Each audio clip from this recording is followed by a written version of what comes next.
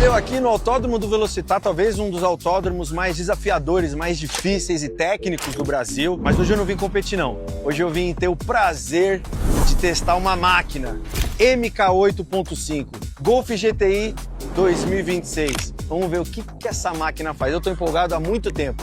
Vamos lá, bora. Ele tem um ronquinho, Caraca! Que estabilidade tem esse carro. O coração veio na mão. Impressionante. Eu vou parar aqui, vou ligar o... Cara, preciso falar com esses caras aqui, mano. Que carro que eles fizeram. Mano, isso aqui é carro de corrida.